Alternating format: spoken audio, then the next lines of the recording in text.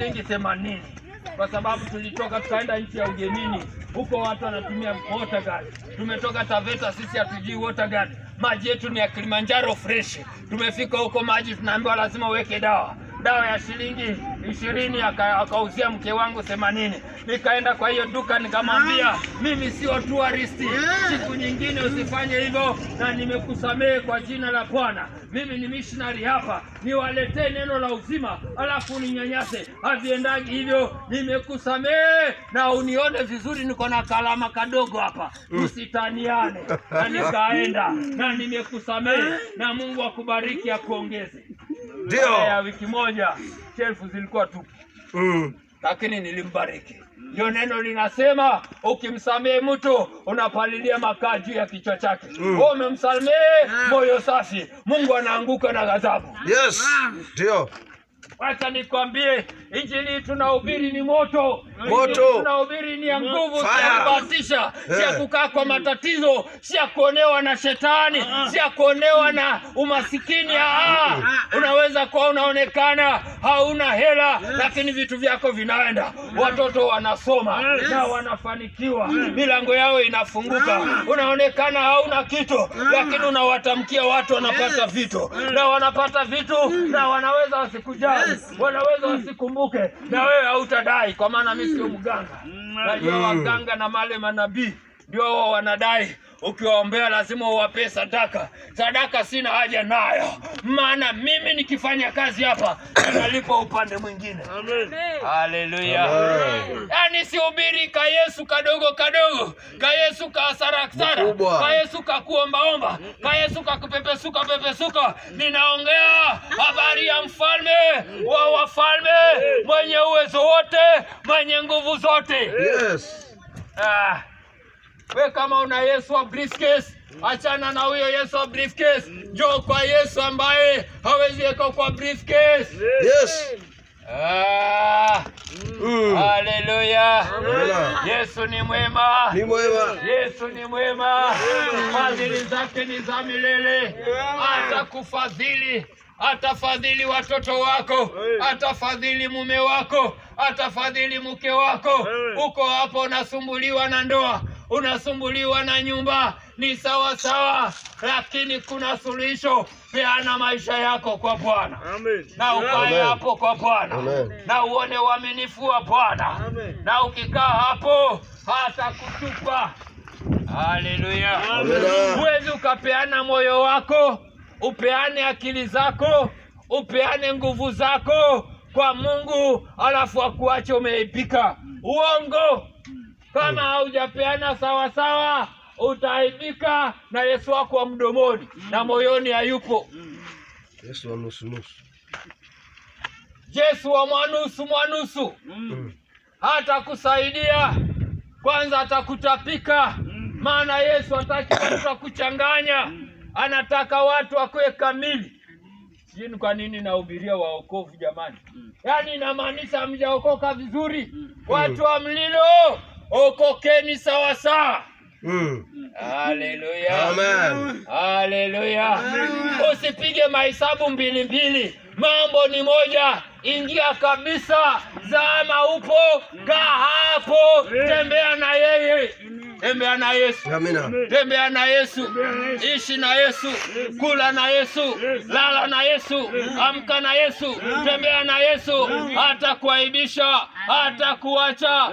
Ukiwa mwaminifu kwake, atakuwa mwaminifu. Lakini ukiwa na siri, dhambi za siri, kuna siku atakuaibisha. Kama huyu mtoto mpotevu alikuwa na dhambi, anafanya huko mbali, akiona baba yake haoni, akiona hatagombezwa, akiona hatashauriwa, akiona hataambiwa, lakini dunia ikamfoza, akaenda kula na nguruwe.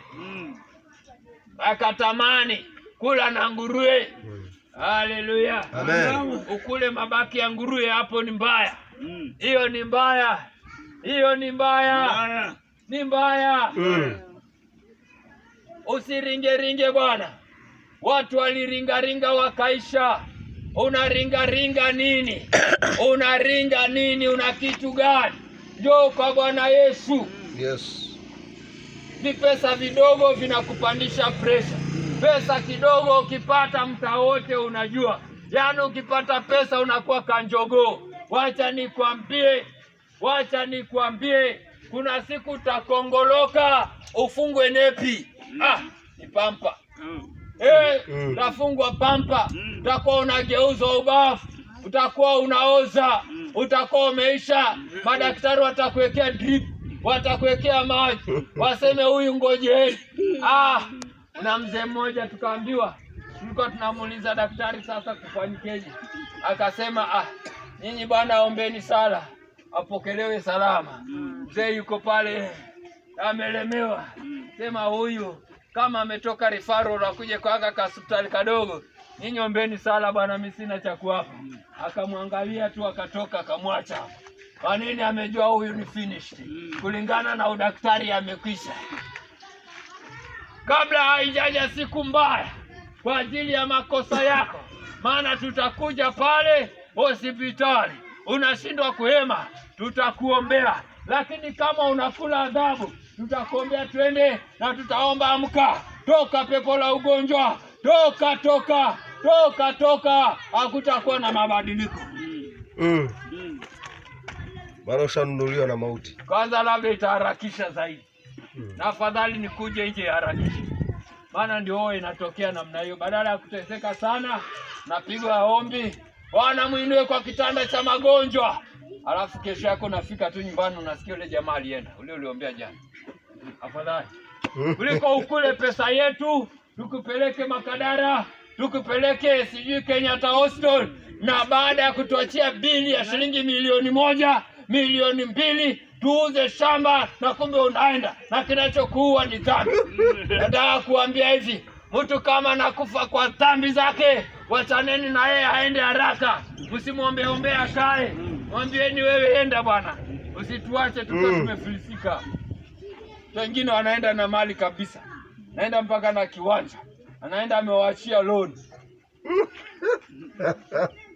Usikule maisha vibaya, ukawaachia watu hasara, ukawaachia watu shida.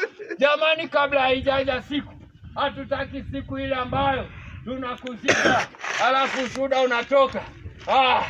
MC iko pale anasema, na hapa tungetaka tuweke mambo yote wazi.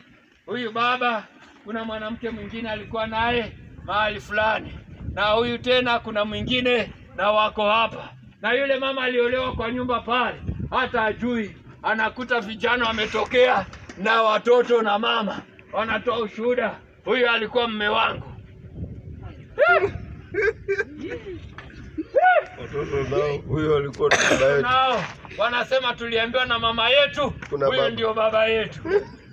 Ni nini hapo? Mambo ni kugawanya urithi. Kashamba kalikuwa kameachwa kadogo, watoto wa mama mkubwa wanataka, wa mama wa katikati wanataka, na mama mkubwa wa nyumbani anataka. Shida. Maana wanaanza kukulishana sumu. Hebu situatie tabu.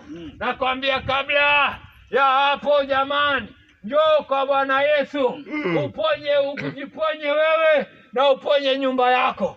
Uponye maisha yako na uponye maisha ya jamii yako. Yes.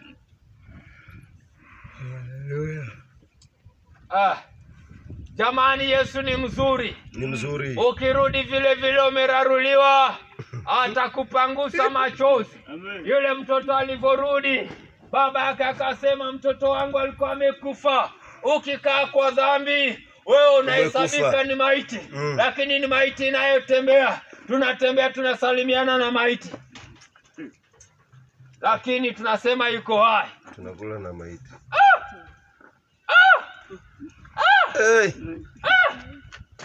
Akasema alikuwa amepotea, sasa ameonekana. Ukienda mbali na Mungu, ukiacha muumba wako, anaona umepotea. Mungu mbinguni analia, anasema jamani, mtu nilimuumba huyu, nilimuumba nikachukua time yangu, nilimuumba nikamweka duniani, nikamweka mahali pazuri, nilikuwa na mipango mizuri na yeye, sasa amenitoroka, sasa ameniacha. Jamani, Mungu analia, analalamika huko. Mungu anahuzunika. Mungu alalamiki, Mungu huzunika. Anasema kwa neno lake, ya kwamba yeye huzunishwa na kifo chenye mwenye dhambi, mtu aliyepotea, mtu aliyekufa